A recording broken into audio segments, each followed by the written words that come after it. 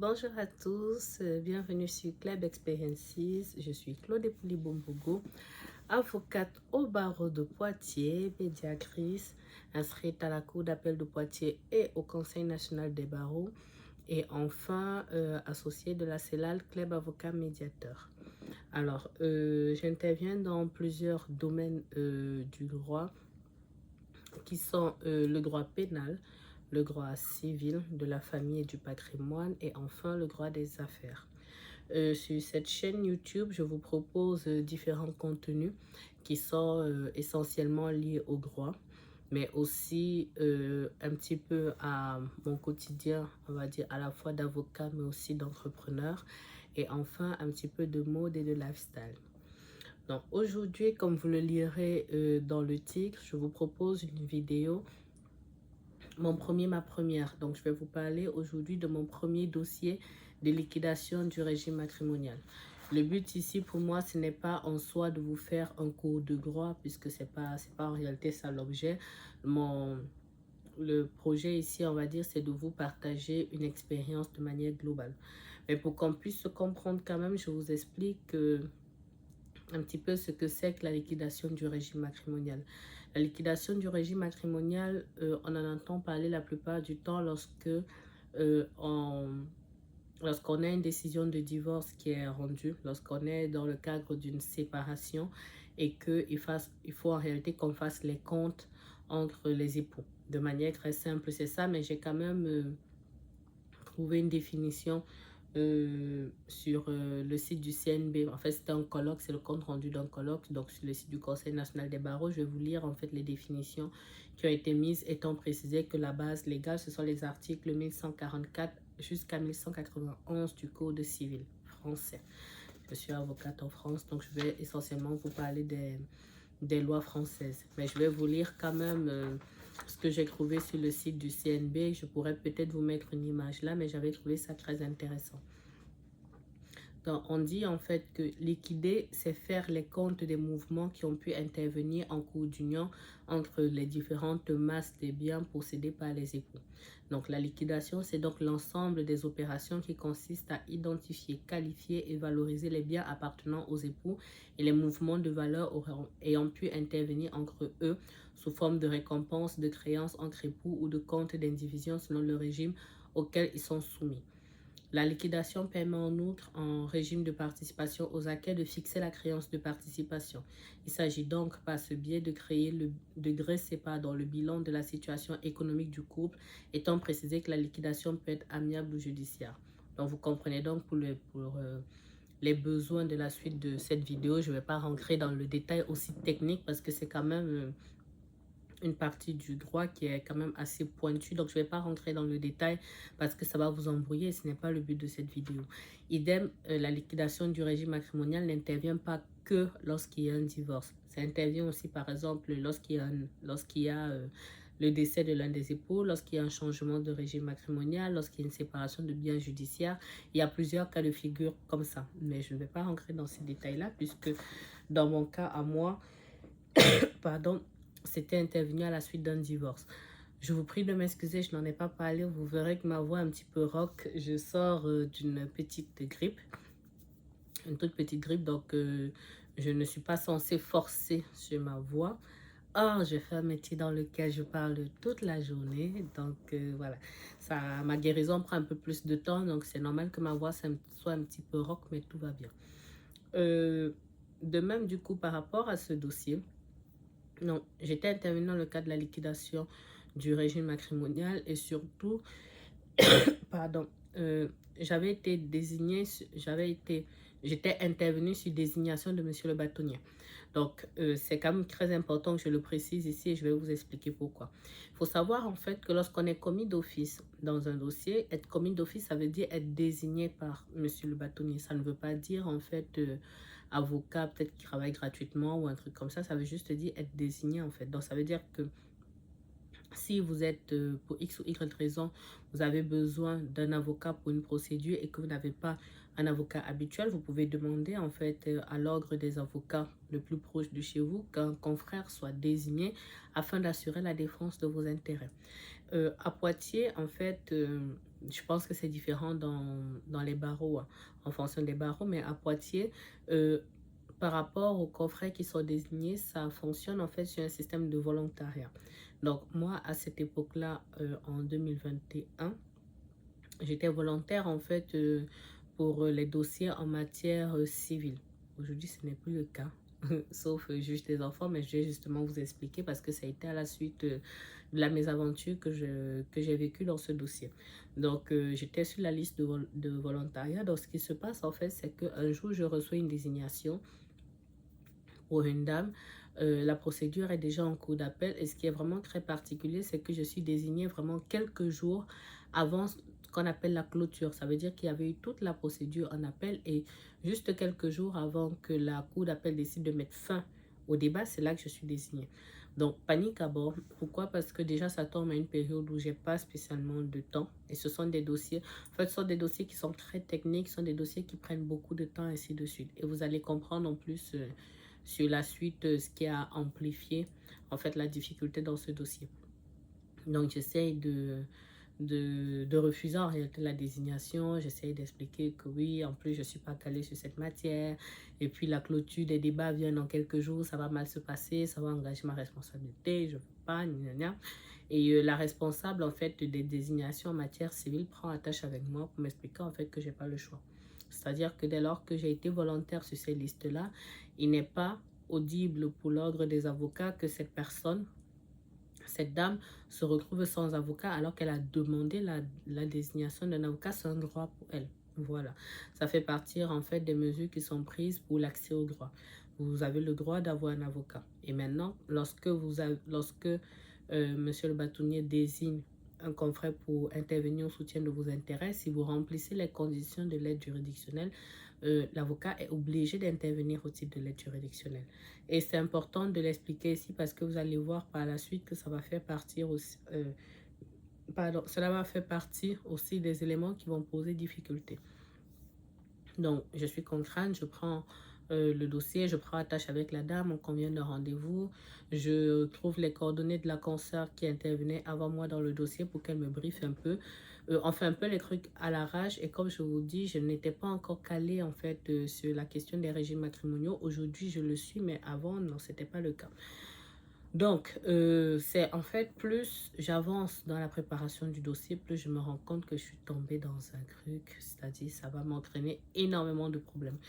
Euh, donc, il faut en fait que je fasse des recherches très importantes très rapidement. Il faut que je rencontre la dame très rapidement. Je me rends compte en fait que c'est une dame qui, sans jugement aucun, c'est une dame qui est brisée en fait par la vie. C'est une dame qui est brisée par la vie, qui est brisée par la procédure, mais qui est brisée par la vie de manière générale. Et ce type de client, très souvent, c'est problématique. Et je vais le découvrir du coup à mes dépens, ainsi que je suis en train de vous l'expliquer. Donc, la consoeur me communique le dossier qu'elle a. Elle me fait un peu un point sur la procédure. Et c'est quelqu'un en plus qui a beaucoup d'expérience et puis qui est calé et tout le reste. Mais quand elle m'explique, pour moi, c'est du chinois. Mais vraiment, vraiment, c'est du chinois. Mais j'essaye de me mettre. En fait, la première des choses, c'est d'essayer d'obtenir ce qu'on appelle un rabat de clôture. Parce que lorsque moi, je suis désignée, en fait, pour intervenir au soutien des intérêts de cette femme, la cliente, du coup, je crois qu'il ne reste même pas 10 jours, en fait, pour que la clôture de la procédure se fasse. Donc, je m'organise pour faire un rabat de clôture, pour écrire, à la cour d'appel, pour expliquer que je viens d'être désignée, il faut que je prenne connaissance du dossier, est-ce qu'à titre exceptionnel, on me permet, machin, que la cour d'appel prononce le rabat de clôture. Donc, et dans le même temps, donc, je me renseigne aussi auprès des confrères, hein. Je fais des recherches, mais je me renseigne aussi. Donc, on m'explique qu'il faut que je conclue dans le même temps et je sollicite le rabat de clôture en expliquant et tout le reste pour essayer d'obtenir le rabat de clôture et pour que mes conclusions soient admises. Donc, lorsque je fais le point avec la dame, c'est une dame, en fait, c'est le type de client qui vient littéralement avec son gros sac, avec tous les éléments. Et je me rends compte, en fait, je découvre le poteau rose, c'est que au moment où moi j'interviens en 2021, eux, ils sont séparés déjà depuis 2008-2009.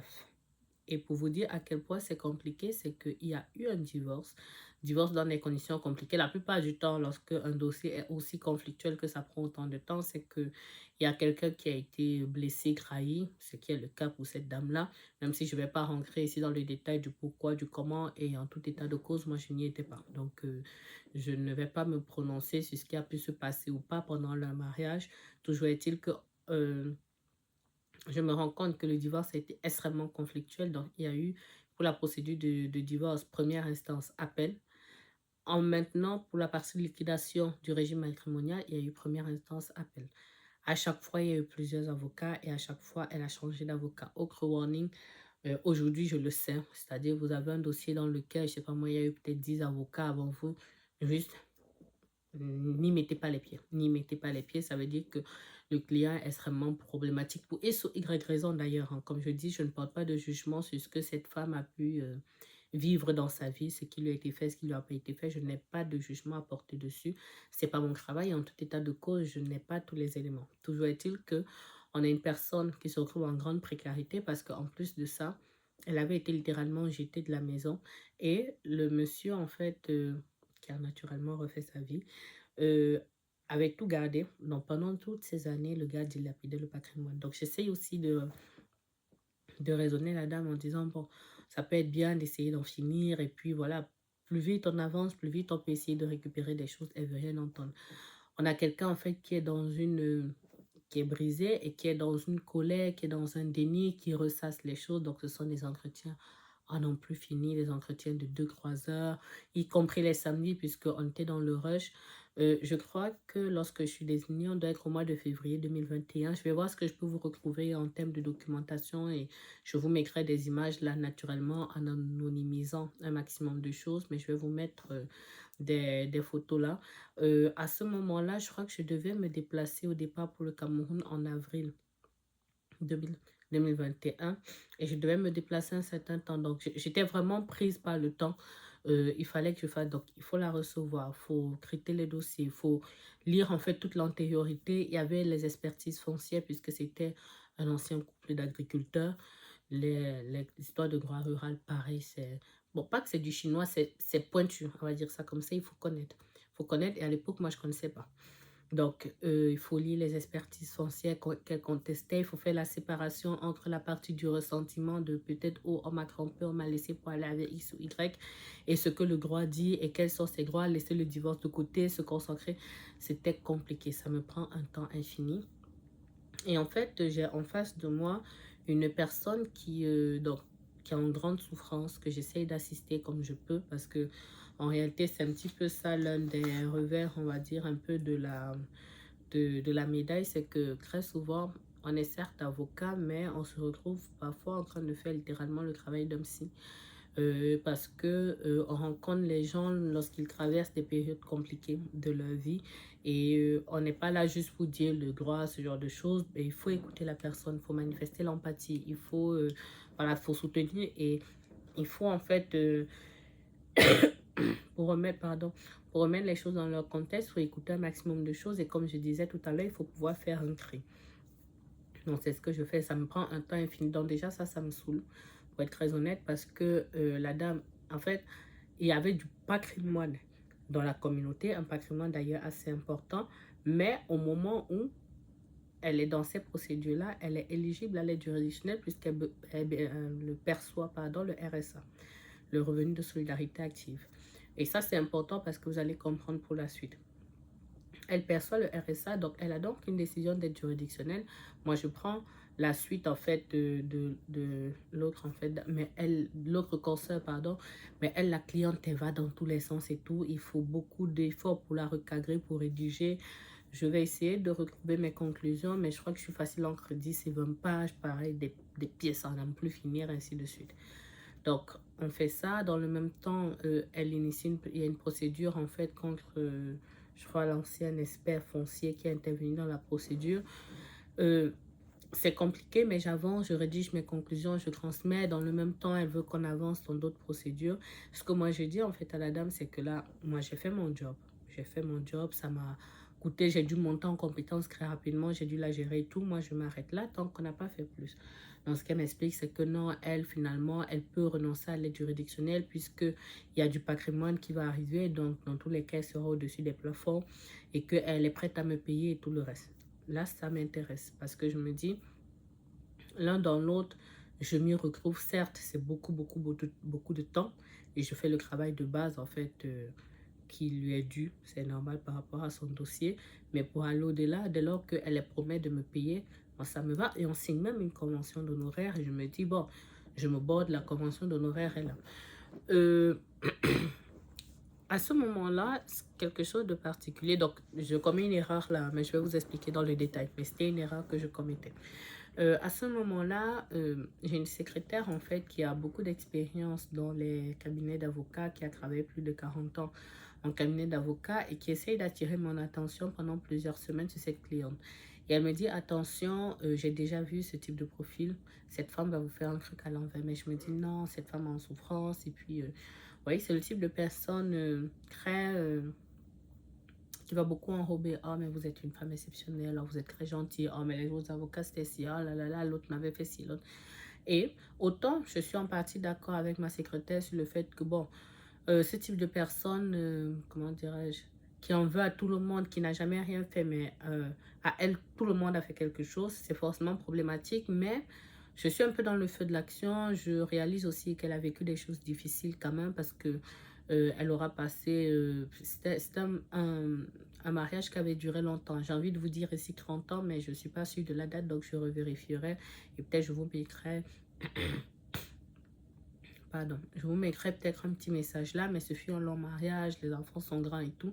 Et de voir cette femme-là vivre en fait littéralement avec 500-600 euros, alors que ce monsieur est exploite l'entreprise qu'ils avaient bâtie, il bénéficie de tout en fait, en attendant la liquidation, mais qu'il dilapide tout. Donc ça me touchait un petit peu.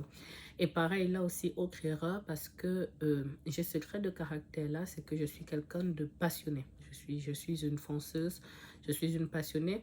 Ça, c'est point positif parce que, effectivement, quand je me saisis de votre dossier, je donne tout. Voilà, je donne tout.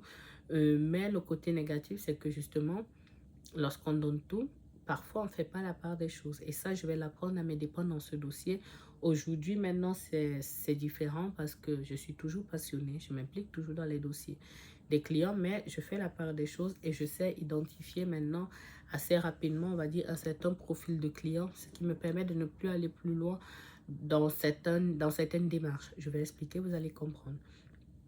Donc, comme je vous dis, on a quelqu'un qui me sort vraiment les violons, comment elle apprécie le fait que je travaille dur pour elle, que c'est une bonne chose, que vraiment elle va me payer et que vraiment elle va obtenir justice. Et ça aussi, c'est notre trait de caractère que j'ai.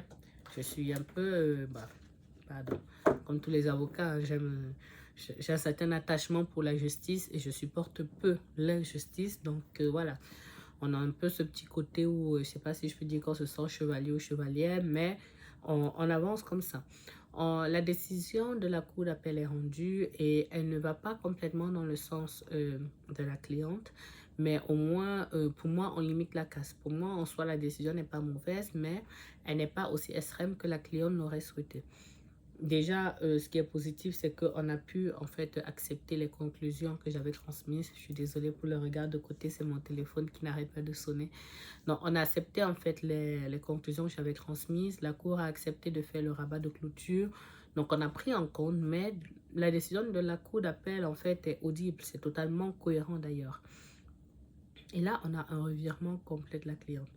Donc, qui n'apprécie pas la décision de la cour, qui voit du coup comment on peut lancer telle autre procédure et tout.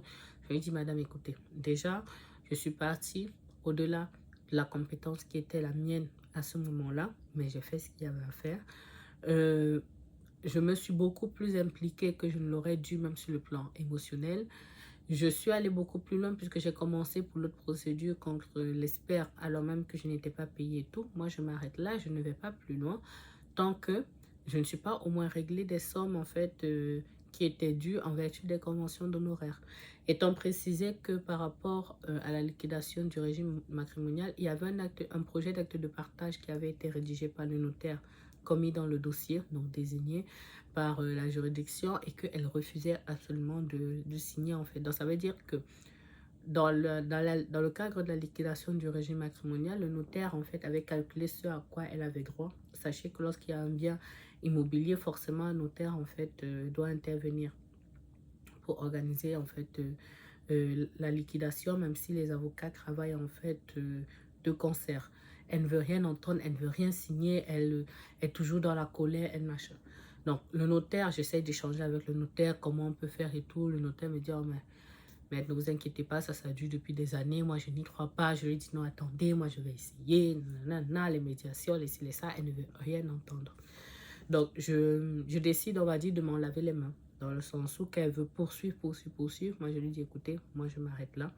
Et c'est là, en fait, que le ton se durcit. Parce que quand elle insiste, en fait, pour que je poursuive, en fait, les démarches, moi, je lui sors, en fait, les factures en vertu des conventions d'honoraires qui avaient été régularisées. Je sors les factures, en fait, il y en avait pour 11 000 euros. Donc, toute capitaliste que je suis, en plus, moi, je suis dans les projets, je me dis, non, si c'est 11 000 euros la tombe d'ici telle période, moi, je pourrais faire ci, ça avec.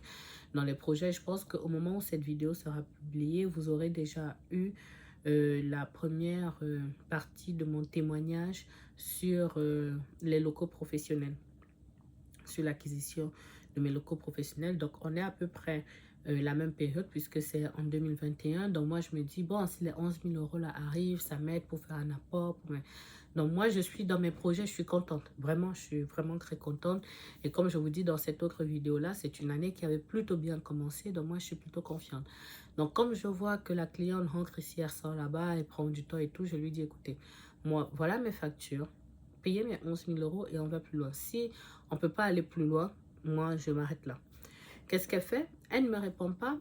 Elle saisit l'ordre des avocats. Voilà. Elle initie, en fait une procédure à mon encontre. Et ce qui va arriver, en fait, va quand même pas mal me choquer. Pardonnez-moi. Non, va quand même pas mal me choquer parce que elle saisit l'ordre des avocats, elle explique au bâtonnier que oui, moi je lui réclame le paiement des factures là, alors qu'elle est à l'aide juridictionnelle et que en gros, moi je l'ai contrainte à signer ces conventions là et que si elle n'avait pas signé ces conventions d'honoraires là, moi je n'aurais pas fait le travail et que vraiment elle comprend pas pourquoi elle doit payer ça, elle pleurniche, elle pleurniche. Donc le bâtonnier m'écrit. J'explique au bâtonnier du coup comment ça s'est passé et j'explique au bâtonnier que dans tous les cas, compte tenu des sommes qu'elle va percevoir, elle n'est pas en fait en réalité éligible à l'aide juridictionnelle, donc elle va avoir un retrait d'aide juridictionnelle. Le bâtonnier me retoque. Le bâtonnier me condamne en fait à annuler mes factures en expliquant que au moment où je suis intervenue, la cliente était éligible à l'aide juridictionnelle, donc c'était uniquement la décision d'aide juridictionnelle en fait qui devait s'appliquer, même si bon, elle est brode, hein. Elle a dit qu'elle n'a jamais renoncé à l'aide juridictionnelle et tout le tralala, et c'est vrai que là-dessus, mes conventions d'honoraires n'étaient pas encore complètement bordées sur ce point, ce que j'ai naturellement corrigé depuis. Pardon. Donc, en gros, elle n'a pas renoncé à l'aide juridictionnelle, elle ne comprend pas. Donc, le bâtonnier, en fait, me retourne moi et il m'explique, en fait, que même si elle devait avoir par la suite un regret d'aide juridictionnelle, à ce moment-là, elle n'a pas de regret d'aide juridictionnelle. Donc, je suis tenue d'intervenir au titre de l'aide juridictionnelle, donc je n'ai rien à lui réclamer. Or, dans mon intervention, il y avait une partie cours d'appel pur et puis il y avait une partie, comme je vous dis, est-ce que ce n'était pas contre son expert comptable? Ce n'était pas contre l'expert foncier, ça devait être comme contre l'ancien expert comptable de la société qu'elle avait avec son époux. Ça doit être ça. Un truc dans ce genre, mais j'essaierai de vous trouver le document et j'essaierai de vous trouver un justificatif que je vous mettrai là. Toujours est-il que le bâtonnier me retoque et je le prends extrêmement mal. Donc, je fais appel. Je fais appel de la décision, mais entre-temps, je me renseigne quand même et la subtilité est là, même si je trouve que c'est injuste pour l'avocat, c'est que effectivement, lorsque la liquidation du régime matrimonial sera terminée, elle aura en fait, on va dire beaucoup d'argent, ça c'est dans l'hypothèse où elle recouvre, parce qu'elle a droit peu ou prou à la moitié du patrimoine qui est quand même important puisqu'on est sur plusieurs centaines de milliers d'euros.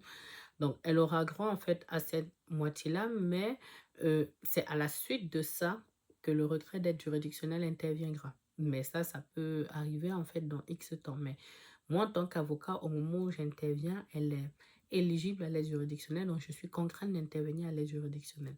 J'essaye de me documenter, je vois que, entre guillemets, je peux provoquer son regret d'aide juridictionnelle, mais le pendant, c'est que moi, j'engagerai ma responsabilité professionnelle, puisque si j'écris, par exemple, au bureau d'aide juridictionnelle pour dire que, en réalité, il y a eu telle décision de la cour d'appel, elle a droit à ci, ça, je serai en train de violer le secret professionnel puisque je vais forcément écrire de manière nominative avec son nom et tout le reste, et j'ai été son avocate, on pourra l'identifier, donc il y a violation du secret professionnel. Bref, je l'ai dans l'os.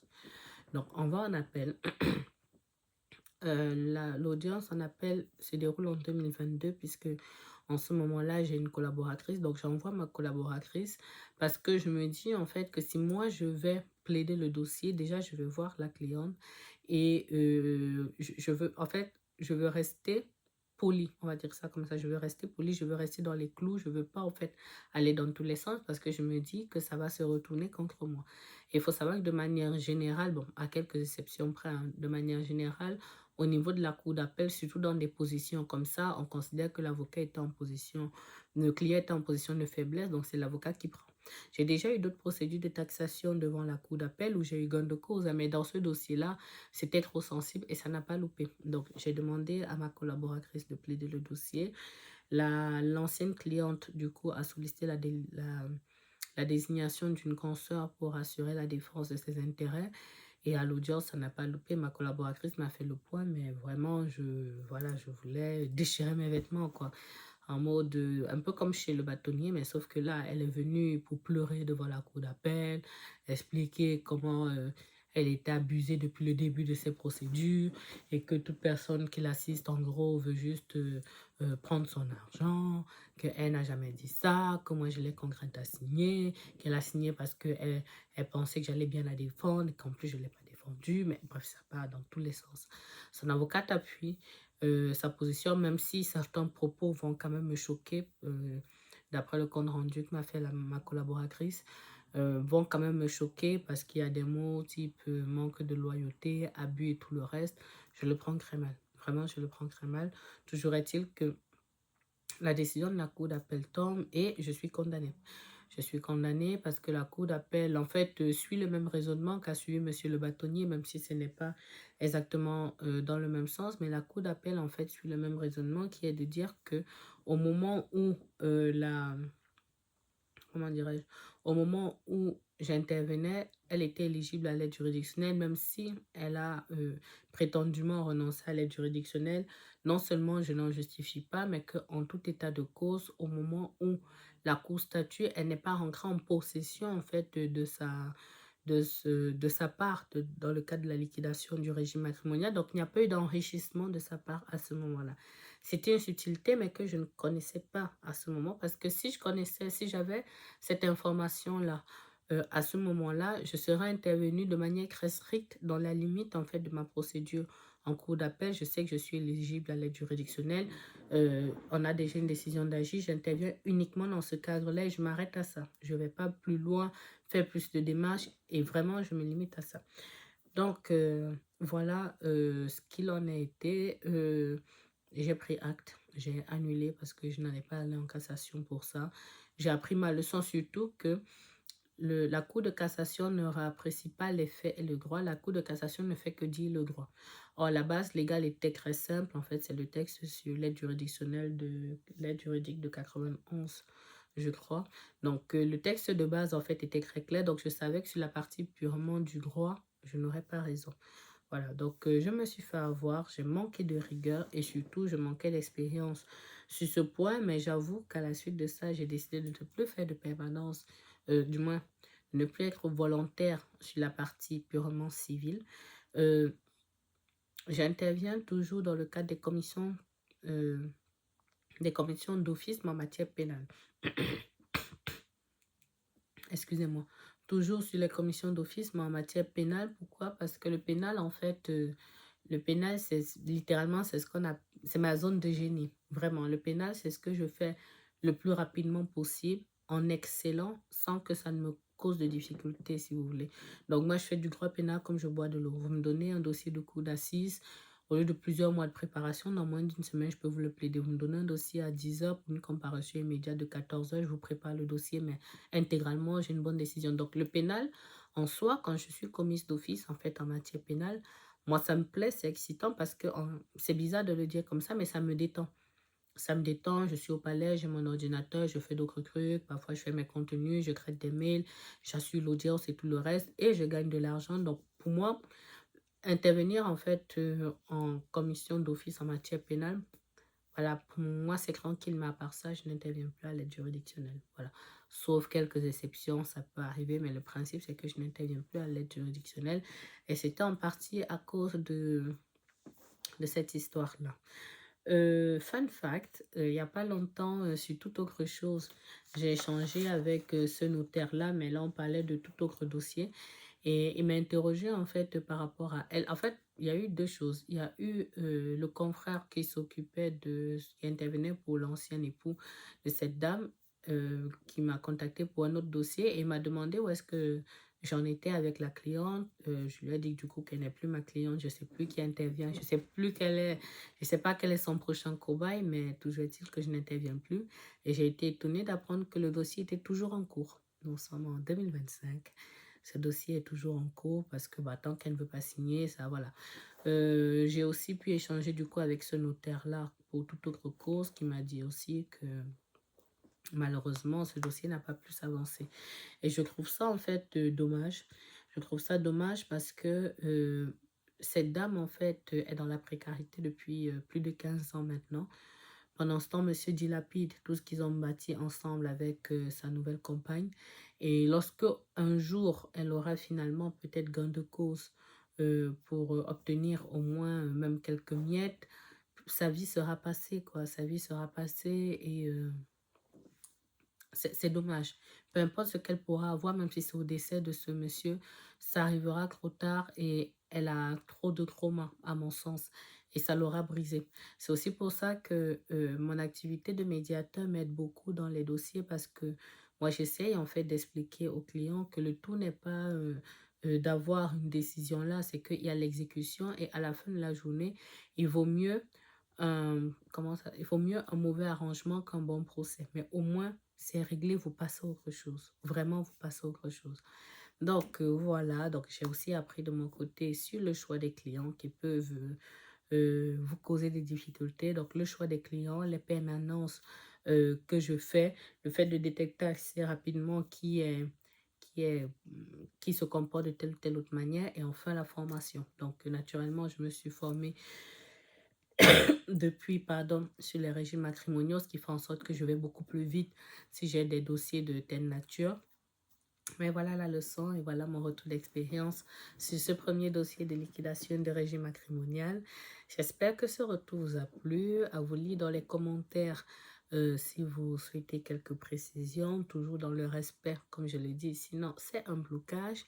Et en attendant, moi, je vous dis à bientôt sur Club Experiences avec une meilleure voix naturellement. Au revoir.